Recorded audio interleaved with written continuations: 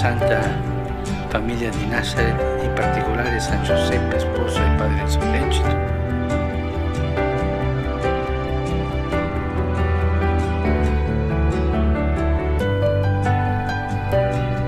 Make a very special effort to celebrate this year of Amoris Laetitia.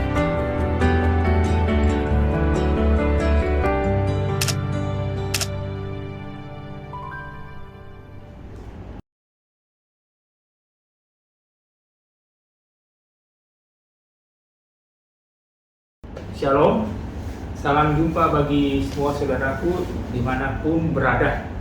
Pada kesempatan ini kami akan men-sharingkan Amoris Laetitia dengan tema kemurahan hati.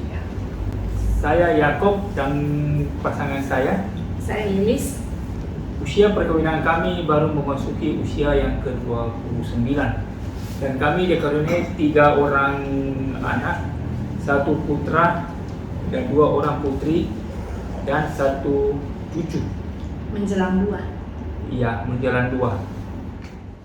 Kemurahan hati dalam hidup perkawinan hanya bisa terwujud apabila kita dapat saling mengasihi satu sama lain tanpa mencari keuntungan diri sendiri. Saling mengasihi dengan cinta yang melampaui segala sesuatu, bahkan rela memberikan nyawa bagi orang yang dikasihi. Kita mungkin, bahkan sangat tidak mungkin, mau merelakan nyawa bagi pasangan kita. Hanya Yesuslah yang mampu memberikan nyawanya bagi kita umat yang dikasihinya. Tapi kita tetap dapat mengasihi tanpa harus merelakan nyawa kita. Salah satunya dengan cara melayani pasangan kita dengan murah hati. Kami punya pengalaman salib yang dapat kami lewati bersama dengan penuh kasih dan melayani tanpa pamrih. Saya akan sharingkan kejadian pada beberapa tahun yang lalu pada saat Yakob lagi jatuh sakit dan sakitnya cukup berat. Pada akhir tahun 2016, Yakob sakit yang cukup parah dan oleh tim medis mengatakan kemungkinan untuk tetap bertahan hidup hanya tinggal 20%. Saat itu, saya tidak tahu harus berbuat apa. Dan saya mengambil keputusan untuk tetap mendampingi Yakob selama dalam perawatan di rumah sakit. Saat itu, saya tidak memikirkan semua pekerjaan saya di kantor. Semua pekerjaan saya limpahkan kepada staf saya. Dan saya menemani Yakob 24 jam di rumah sakit. Perhatian saya hanya kepada Yakob.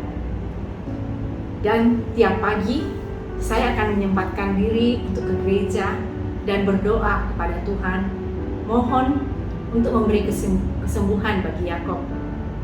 Karena saya sangat mencintai Yakob dan belum siap untuk ditinggalkan.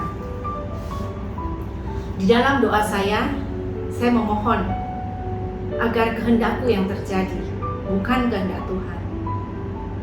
Waktu itu saya sempat berbicara dengan pastor.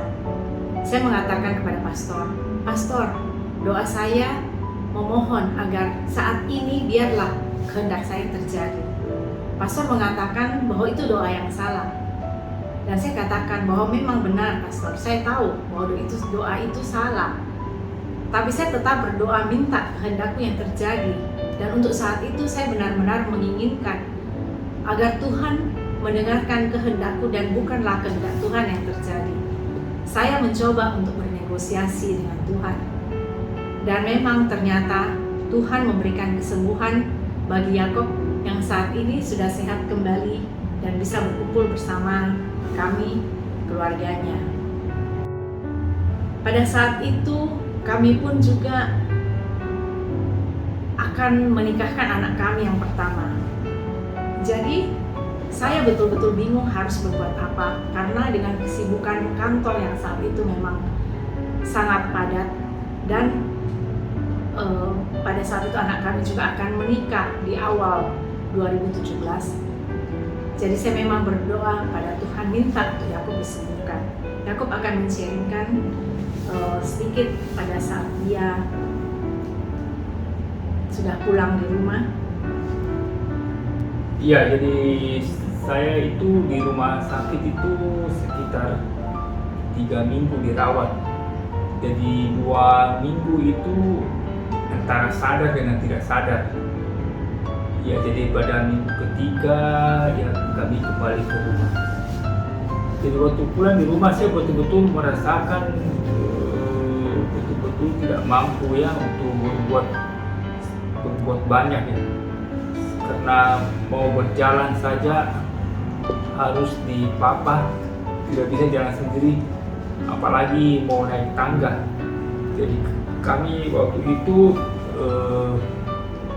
tidur di lantai 1. Ya, jadi selama di rumah itu saya betul-betul merasakan istri saya itu betul-betul murah hati, betul-betul dia mencurahkan perhatiannya pada saya.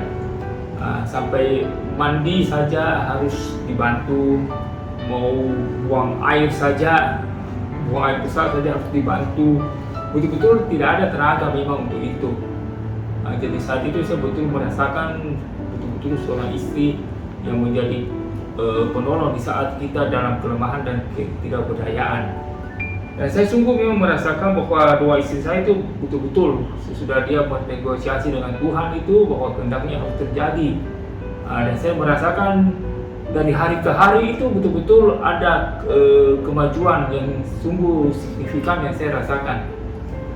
Sampai saat ini saya merasa betul-betul sudah sembuh kembali, sembuh total seperti pada saat sebelum saya sakit. Ya, padahal saat itu waktu Yakob sakit, di saat di rumah sakit, saya sangat merasakan waktu yang indah pada saat kami bisa berdua, pada saat tidak ada tamu yang datang membesuk. Dan pada saat saya masuk di ICU, Yakob dalam keadaan tidak sadar, saya hanya memegang tangannya, saya hanya bernyanyi dan berdoa, bahkan bercakap-cakap dengan Yakob. Walaupun mungkin saat itu dia tidak sadar. Iya, memang tidak sadar dan tidak tahu, tidak sama sekali. Saya tahu dia tidak sadar, tapi saya masih mengharapkan bahwa Yakob masih mendengarkan bisikan saya dan saya memberikan dia kekuatan bahwa dia harus sembuh karena masih banyak yang membutuhkan. Kami keluarganya masih membutuhkan dia dan dia pun harus kuat untuk boleh kembali sehat. Dan saat-saat indah pada saat kami sudah pulang di rumah, saat kami berdua, itulah saat yang paling indah dan waktu yang sangat berharga bagi kami. Kami bisa berdua karena Yakob sama sekali tidak mau ditinggalkan. Walaupun saya tinggalkan sebentar saja, dia sudah minta untuk saya temani pada saat di rumah.